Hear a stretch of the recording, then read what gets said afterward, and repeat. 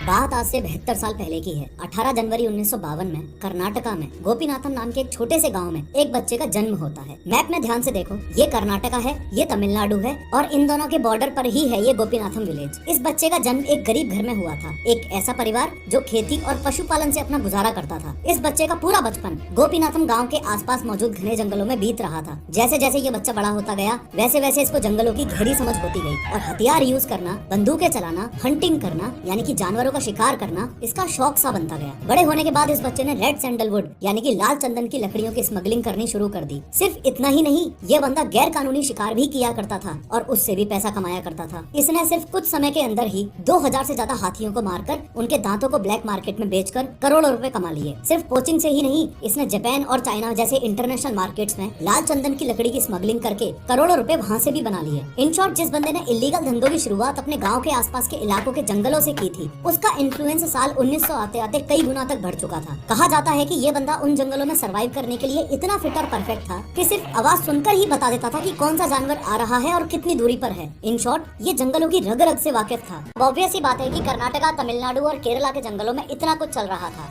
तो पुलिस तो शांति से बैठी होगी नहीं। पुलिस भी अपने हाथ पैर फेंक रही थी। पर मुद्दे की बात यह है कि पुलिस इस बंदे का बाल भी बांका नहीं कर पा रही थी। पूरे 30 सालों तक इसको बुरी तरह से ढूंढने के बाद भी पुलिस इस बंदे को नहीं पकड़ पाई। सबसे पहला एडवांटेज इस बंदे को ये था, चूंकि ये तीनों स्टेट के बॉर्डर्स के जंगलों में से ही ऑपरेट कर रहा था, तो एक स्टेट से दूसरे स्टेट में भाग जाता था और पुलिस अपने जुरिस्डिक्शन की वजह से या फिर एरिया रिस्ट्रिक्शन की वजह से बंध जाती थी। दूसरा जो बड़ा एडवांटेज इस बंदे के पास था वो था जनता का साथ। इन जंगलों के जिन गाँवों में से ये ऑपरेट करता था, उन गाँवों की पब्लिक इसको रॉबिन हुड मानती थी। बेरोजगार लोगों को इसने रोजगार दिया था।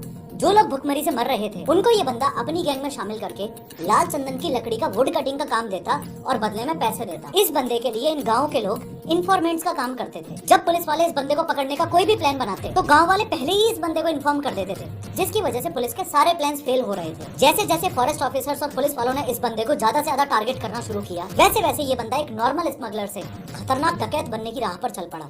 एज अ रिजल्ट, आने वाले इन 5 सालों में 1984, 1991, 1993, 2000 और 2002 में इस बंदे ने अपनी दहशत जमाने के लिए ऐसे ऐसे क्राइम्स कर दिए कि एक बार के लिए तो पुलिस को विश्वास ही नहीं हुआ, वो अलग, और ऊपर से पुलिस ने इसके सिर पर जिंदा या मुर्दा पकड़वाने पर 4 करोड़ का इनाम रख दिया, वो अलग। 1984 में इसने एक डिनर ऑर्गेनाइज किया। असल में ये हाल फिलहाल ही 32 साल का हुआ था। ये उस माइंडसेट का आदमी था कि मुझे किसी के अंडर काम करना ही नहीं है। अपने आप को सभी लोकल गुंडों से ऊपर उठाने के लिए इसने एक हथकंडा अपनाया। एक दिन जंगल में इसने डिनर ऑर्गेनाइज किया और उस एरिया के सभी लोकल डकैतों को ये बोलते हुए इनवाइट किया कि सिर्फ एक दावत पर तुम सबको बुला रहा हूँ, कोई भी हथियार नहीं होगा, तुम्हारा भी और मेरा भी। मैक्सिमम लोकल डकैतों ने ये इनविटेशन एक्सेप्ट कर लिया और उस रात सबका बढ़िया खाना पीना हो जाता है। डिनर के बाद ये बंदा सभी डकैतों को एक मीठी सुपारी देता है और ये मीठी सुपारी देना ही इसके खुद के गैंग मेंबर्स के लिए एक ग्रीन सिग्नल था कि अब सब पर हमला कर दो और सबको निपटा दो। इस तरीके से इस बंदे ने वहाँ के सारे लोकल गुंडे खत्म करके 1984 में अपने आप को एस्टेब्लिश करना शुरू कर दिया। फिर साल 1991 में पी श्रीनिवास नाम के एक पुलिस वाले को इसने खुली चुनौती दी कि मैं तुझे बिना हथियारों के जंगल में इस जगह इस समय पर मिलूंगा, अगर तुझमें दम है तो आके मुझे पकड़ ले और अरेस्ट करके जेल में डाल दे।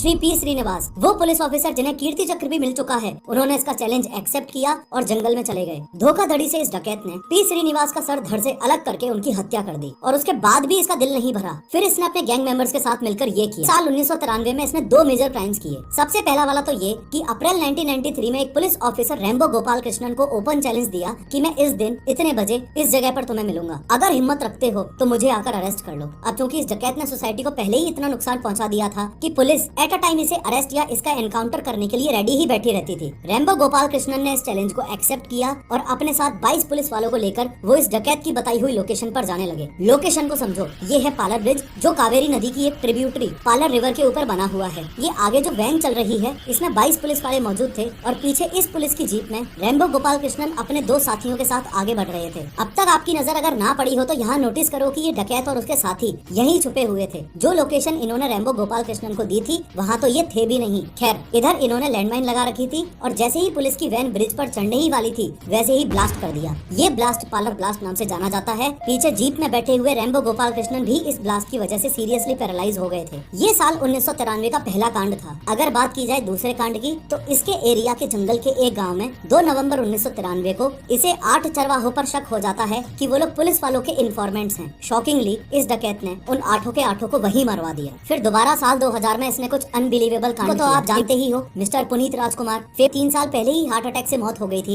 इन्हीं के father legendary Kannada actor doctor Rajkumar को भी इस डकैत ने उनके घर में घुसकर किडनैप कर लिया था और जंगल में ले गया था। असल में उस रात खतरनाक बारिश हो रही थी और डॉक्टर राजकुमार अपने फार्म हाउस में एक रूम में टीवी देख रहे थे। ये डकैत उनके घर में घुसा और बोला, वी वांट सर। भारी बारिश में ही ये डकैत डॉक्टर राजकुमार को अपने साथ जंगल में ले गया। इस डकैत को ये था कि अगर मैं बड़े लोगों को अरेस्ट करूंगा तो उसके बदले मुझे बहुत सारा पैसा मिलेगा। इसने डॉक्टर राजकुमार को छोटे मोटे टाइम के लिए नहीं बल्कि पूरे 108 दिनों के लिए यानी कि 3.5 से ज्यादा महीनों के लिए अपने पास किडनैप करके रखा और फाइनली डॉक्टर राजकुमार को छोड़ने के बदले इस डकैत को 30 करोड़ रुपए मिले। सिमिलरली साल 2002 में कर्नाटका के एक मिनिस्टर एच नागप्पा को इस डकैत ने किडनैप किया और उनके घर से किडनैप करके उन्हें जंगल में ले गया। मिनिस्टर एच नागप्पा के बदले में इस डकैत ने अपने साथी डकैतों को जेल से छुड़वाने की डिमांड रखी। एच नागप्पा को अरेस्ट किए हुए ऑलरेडी काफी महीने हो चुके थे और फिर अचानक उनके घर पर एक कैसेट आती है। मिनिस्टर एच नागप्पा की फैमिली ने उस कैसेट को एक्सप्लोर किया तो पाया कि उसमें ये डकैत पूरा खुलासा करते हुए ये बता रहा है कि मैं भगवान की कसम खाता हूँ, मैंने एच नागप्पा को नहीं मरवाया। मिनिस्टर एच नागप्पा को जयाललिता ने मरवाया है। उसने बताया कि एक दिन पुलिस ने जंगल में आके उसकी गैंग पर हमला कर दिया और मिनिस्टर एच नागप्पा भी उनके साथ वहीं मौजूद थे। डकैत और उसके गैंग वालों ने मिनिस्टर एच नागप्पा को बचकर भागने के लिए बहुत कहा, लेकिन वो वहीं खड़े रहे और पुलिस ने जो फायर्स किए उसमें से एक गोली मिनिस्टर एच नागप्पा को लग गई। फिर मैंने काफी दिनों तक इंतजार किया कि मिनिस्टर एच नागप्पा की डेथ को पुलिस वाले पब्लिकली अनाउंस करेंगे, लेकिन जब पुलिस वालों ने कोई अनाउंसमेंट नहीं किया तो मुझे अजीब लगा, इसलिए ये कैसेट मुझे मिनिस्टर एच नागप्पा के घर वालों तक भेजनी पड़ रही है। खैर, as a chief minister of Tamil Nadu साल 2002 में जयललिता पर पब्लिक और पॉलिटिकल प्रेशर बनने लगा कि ऐसा डकैत जिसने 120 से ज्यादा लोगों की जान ले ली हो इंक्लूडिंग पुलिस ऑफिसर्स, जिसने 2000 से ज्यादा हाथियों को मारा हो, जिसने करोड़ों की लाल चंदन की लकड़ी की स्मगलिंग की हो, वो आखिर इतने सारे क्राइम्स के बाद भी पकड़ा कैसे नहीं जा रहा। फाइनली इस डकैत को पकड़ने के लिए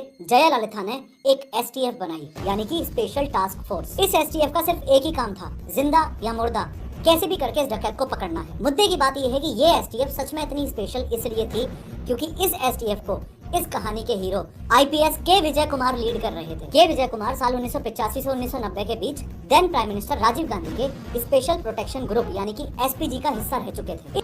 एसटीएफ हाथ धोकर इस डकैत के पीछे पड़ गई। सबसे पहला काम इस एसटीएफ ने ये किया कि इस डकैत की गैंग के एक मेन गुर्गे को साम दाम दंड भेद का इस्तेमाल करके अपनी तरफ कर लिया और उसे अपना इन्फॉर्मेंट बना लिया। अब इस डकैत को अपना इंटरव्यू देने का और अपने आप को पब्लिक को सामने रखने का बहुत ज्यादा शौक था।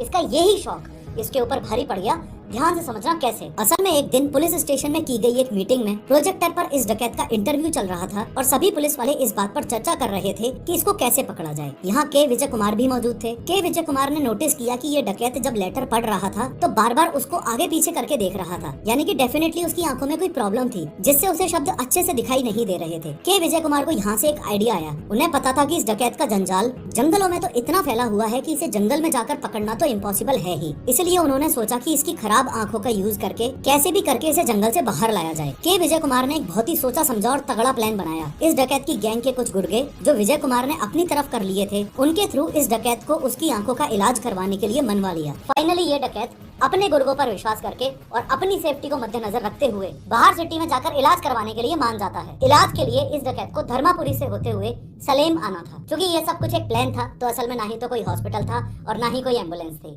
ये एम्बुलेंस जो उस डकैत को लेने गई थी ये भी एसटीएफ वालों ने ही अरेंज करवाई थी और इनफैक्ट इस एम्बुलेंस पर सलेम की स्पेलिंग भी गलत लिखी थी। गलती से सेलम लिखवा दिया था सलेम की जगह। इस एम्बुलेंस का नाम कुकून था, इसलिए इस डकैत को पकड़ने के पूरे इस प्लान का नाम भी ऑपरेशन कुकून रखा गया था। फाइनली जंगलों में से निकलकर ये एम्बुलेंस सिटी हॉस्पिटल में जाने के लिए तैयार है और एम्बुलेंस रवाना हो उससे पहले ही आप समझ लो कि इसमें आगे जो ड्राइवर और को ड्राइवर बैठे हुए हैं वो तो एसटीएफ वाले हैं ही और एम्बुलेंस में पीछे बैठा हुआ था वो डकैत और उसके दो साथी। खैर, अब उस लोकेशन पर आ जाओ जहाँ पुलिस ने अपने पूरे प्लान को सक्सेसफुल किया। इस डकैत को खत्म करने का पुलिस के पास ये सबसे आखिरी और बेस्ट मौका था, इसलिए सारी तैयारियां एसटीएफ वालों ने पहले ही कर रखी थी। जिस रोड से होती हुई एम्बुलेंस कुकून आ रही थी उस रोड के साइड में ही यहाँ पर एक छोटा सा स्कूल था। रोड को पूरी तरह से ब्लॉक करने के लिए एसटीएफ वालों ने गन्नों से भरा हुआ एक ट्रक लाकर यहाँ पर खड़ा कर दिया। इस लोकेशन से 3 किलोमीटर की दूरी पर एसटीएफ वालों ने पहले से ही एक ओमनी वैन पार्क कर रखी थी ताकि जैसे ही एम्बुलेंस इसके बगल से गुजरे तो ओमनी वैन में मौजूद एसटीएफ वाले आगे मेन लोकेशंस पर खबर कर दें।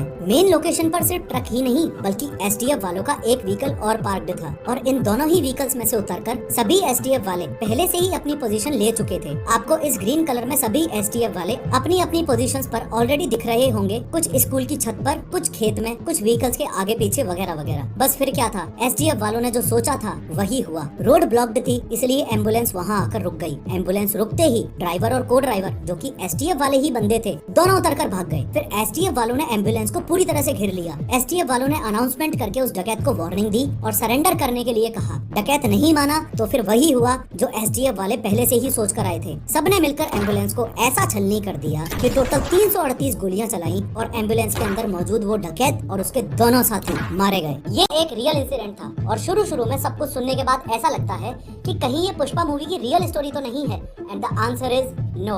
ये साउथ इंडिया के सबसे बड़े डकैत वीरप्पन की रियल स्टोरी थी। वो बात अलग है कि मूवी रिलीज होने के बाद में काफी लोगों ने इस बात को क्लेम किया कि पुष्पा मूवी वीरप्पन की लाइफ पर बनी हुई है। वही ड्रेसिंग, वही स्मगलिंग के cases etcetera etcetera. In fact Andhra Pradesh foresters ने तो पुष्पा मूवी के खिलाफ विरोध भी किया था, ये बोलते हुए कि वीरप्पन ने समाज को बहुत ज्यादा नुकसान पहुंचाया है और उसके कामों को यंगस्टर्स के सामने पुष्पा मूवी के थ्रू हीरोइक तरीके से प्रेजेंट करने से सोसाइटी में एक बहुत ही गलत मैसेज जाता है। अब प्रश्न था कि भले ही पुष्पा मूवी की स्टोरी हो या फिर वीरप्पन की स्टोरी हो, ये लाल चंदन की लकड़ी में ऐसा क्या है कि उसकी इतनी ज्यादा स्मगलिंग होती है और सब के सब हद मार के उसके पीछे पड़े हुए हैं। इस बात में कोई दो राय नहीं है कि लाल चंदन की लकड़ी सेक्सुअल डिजायर बढ़ाने में हेल्प करती है, लेकिन सिर्फ ये एक रीजन नहीं है इसकी डिमांड के पीछे। बाकी रीजंस को भी अपन समझें, उससे पहले आप ये समझो कि ये लाल चंदन की लकड़ी का एक लॉग है। पूरी धरती पर ये पेड़ मेजरली साउथ इंडिया में ही शेषाचलम के जंगलों में पाए जाते हैं। इंडिया लाल चंदन के पेड़ों का सबसे बड़ा एक्सपोर्टर है और हजारों करोड़ों का माल एक्सपोर्ट करता है। ये बात कहना बिल्कुल गलत नहीं होगा कि धरती पर उगने वाला ये लाल चंदन सोने से कम नहीं है। पहले तो ये समझो कि इस पूरे लॉक की ही इक्वल डिमांड नहीं है। ये जो आउटर पोर्शन है ये तो बार्क है, इसके अलावा दो मेन पोर्शंस और हैं। अंदर ये जो ऑफ व्हाइट कलर का आपको दिख रहा है इसे बोला जाता है सैपवुड, और ये जो अंदर लाल कलर का आपको दिख रहा है इसे बोला जाता है हार्टवुड। बस ये हार्टवुड ही मेन चीज है, यही ज्यादा बिकती है, इसकी ही डिमांड है। हार्टवुड की ये सिर्फ 15 से 23 सेंटीमीटर की गर्थ बनने में ही, यानी कि सिर्फ इतनी सी चौड़ाई बनने में ही 18 साल लग जाते हैं। सिर्फ पिछले कुछ सालों में ही नहीं बल्कि सदियों से ही लाल चंदन के पेड़ की डिमांड रही है। साल 1792 में टीपू सुल्तान ने इस पेड़ को रॉयल ट्री का नाम दिया था। लाल चंदन के पेड़ में बहुत सारे मिनरल्स भी मिलते हैं। लाल चंदन की लकड़ी जापान और चाइना में म्यूजिकल इंस्ट्रूमेंट्स बनाने में भी काम आती है। लाल चंदन की लकड़ी एक्सपेंसिव फर्नीचर्स बनाने में भी यूज आ जाती है। लाल चंदन की लकड़ी से बनी हुई एक चेयर 10 लाख रुपए की पड़ती है। लाल चंदन की लकड़ी में मेडिसिनल प्रॉपर्टीज भी होती हैं। डायरिया, लीवर की बीमारी और खून की बीमारियों की दवाइयों में भी यूज होता है। लाल चंदन का यूज एफ्रोडीसियक्स में भी होता है। एफ्रोडीसियक का मतलब होता है कोई ऐसी चीज जो सेक्सुअल डिजायर को बढ़ाने या स्टिमुलेट करने में मदद करे। लाल चंदन की लकड़ी स्किन स्मूथ बनाती है, पिंपल्स को ठीक करने में, जले हुए को ठीक करने में, एक्ने या स्कार्स के केस एक्सेट्रा में काफी यूजफुल रहती है। लाल चंदन की लकड़ी को यूरोपियन मेडिसिन में कलरिंग एजेंट के रूप में भी यूज किया जाता है। लाल चंदन की लकड़ी का use ancient Egyptians dead bodies के ऊपर भी करते थे। वो लोग डेड बॉडीज पर लाल चंदन का लेप मल देते थे ताकि बॉडी जल्दी से सड़े ना। लाल चंदन की लकड़ी का one of the main use perfumes में होता है। इसमें एरोमेटिक प्रॉपर्टीज होती हैं जिसकी वजह से परफ्यूम इंडस्ट्री में इसकी काफी डिमांड है। लाल चंदन की लकड़ी कार्विंग्स और डेकोरेटिव आइटम्स में भी काफी ज्यादा यूज होती है और आप देख पा रहे हो कि काफी हाई रेट पर बिकता है इसका माल। लाल चंदन की लकड़ी का यूज माला बनाने में भी होता है। लाल चंदन की लकड़ी से बनी हुई माला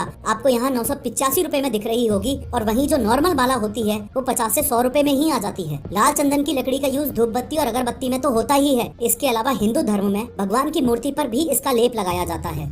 तक आप समझ चुके होंगे कि इतनी सारी लाल चंदन की लकड़ी की स्मगलिंग की कहानियां क्यों है इंडिया